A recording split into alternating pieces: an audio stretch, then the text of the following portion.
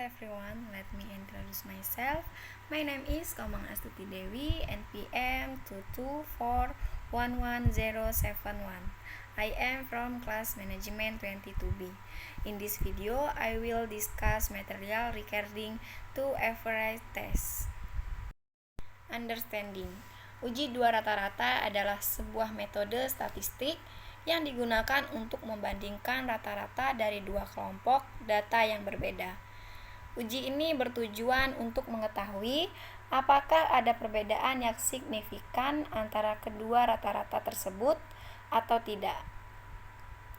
Uji dua rata-rata dapat dibedakan menjadi dua jenis, yaitu uji T dan uji Z, tergantung pada ukuran sampel dan varians populasi yang diketahui atau tidak. Yang pertama, uji T. Uji T digunakan jika ukuran sampel kecil atau kurang dari atau sama dengan 30, atau varians populasi tidak diketahui. Uji ini mengasumsikan bahwa data berdistribusi normal dan varians populasi homogen. Rumus untuk menghitung nilai uji T adalah T sama dengan X1 dikurang X2 per SP akar 1 per NI ditambah 1 per N2, di mana X1 dan X2 adalah rata-rata sampel dari kedua kelompok.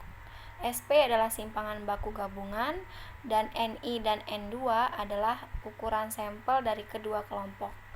Nilai uji T kemudian dibandingkan dengan nilai kritis dari tabel distribusi T dengan derajat kebebasan N1 ditambah N2 dikurang 2. Jika nilai uji T lebih besar dari nilai kritis, maka kita dapat menolak hipotesis 0 yang menyatakan bahwa tidak ada perbedaan antara kedua rata-rata. Selanjutnya, uji Z digunakan jika ukuran sampel besar atau lebih dari 30 dan varians populasi diketahui.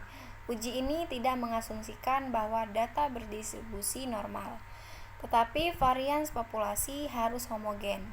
Rumus untuk menghitung uji nilai Z adalah Z sama dengan X1 dikurang X2 per akar 1 per N1 ditambah 1 per N2, di mana X1 dan X2 adalah rata-rata sampel dari kedua kelompok, dan N1 dan N2 adalah ukuran sampel dari kedua kelompok.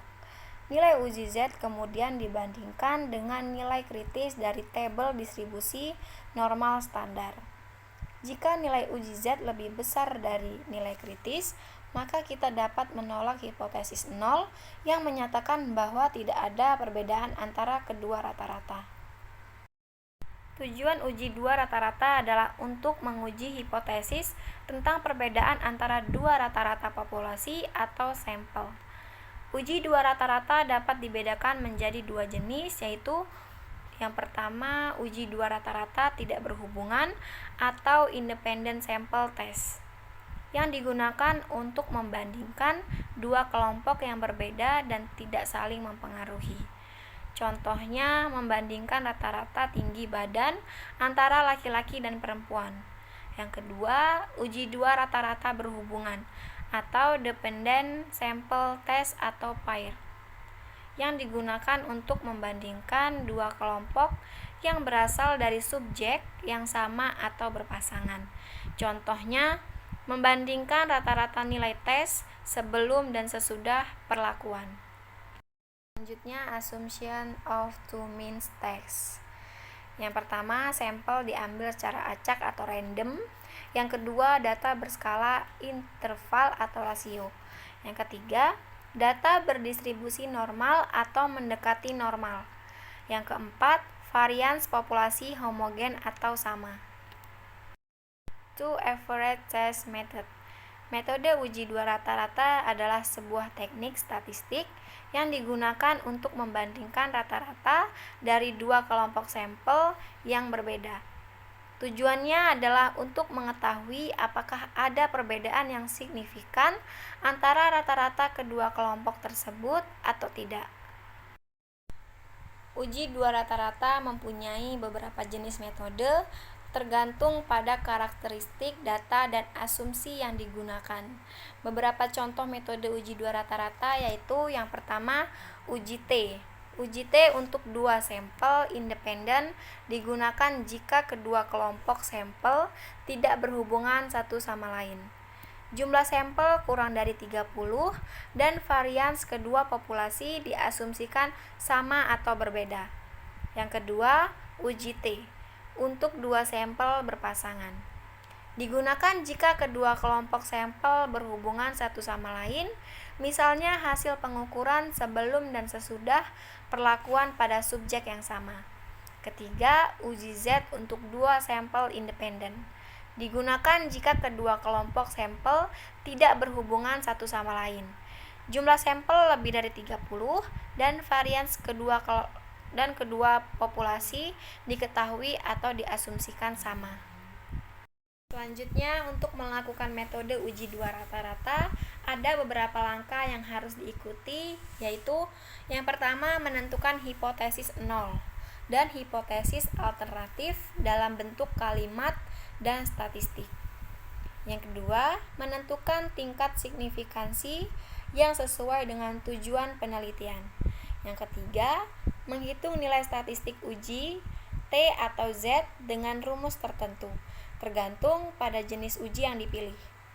Yang keempat, mencari nilai kritis dari tabel distribusi T dan Z dengan memperhatikan derajat kebebasan dan arah pengujian satu atau dua pihak. Yang kelima, membandingkan nilai statistik uji dengan nilai kritis dan menarik kesimpulan apakah menolak atau menerima hipotesis nol. Selanjutnya, two average test provide.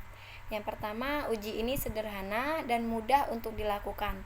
Kita hanya perlu menghitung nilai T hitung dan membandingkannya dengan nilai T table atau melihat taraf signifikansi pada hasil analisis.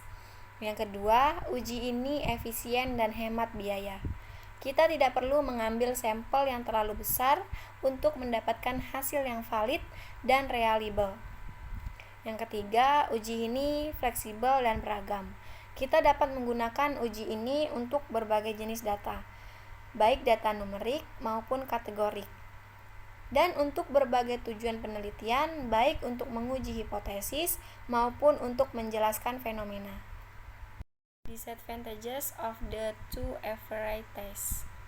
Pertama, uji ini terbatas pada dua rata-rata saja. Jika kita ingin membandingkan lebih dari dua rata-rata, kita harus menggunakan uji lain seperti ANOVA. Yang kedua, uji ini sensitif terhadap asumsi statistik. Kita harus memeriksa apakah data kita memenuhi asumsi normalitas, homogenitas varians, dan independensi sampel sebelum melakukan uji ini. Jika tidak, kita harus menggunakan uji non-parametrik yang sesuai. Dan yang ketiga, uji ini tidak memberikan informasi tentang arah dan besarnya perbedaan. Kita hanya dapat mengetahui apakah ada perbedaan yang signifikan atau tidak, tetapi tidak dapat mengetahui apakah rata-rata yang satu lebih besar atau lebih kecil dari yang lain, dan seberapa besar perbedaannya. Untuk itu, kita perlu menghitung ukuran efek seperti D atau R. That's all my explanation. I hope this material can be useful for all of you. Thank you everyone.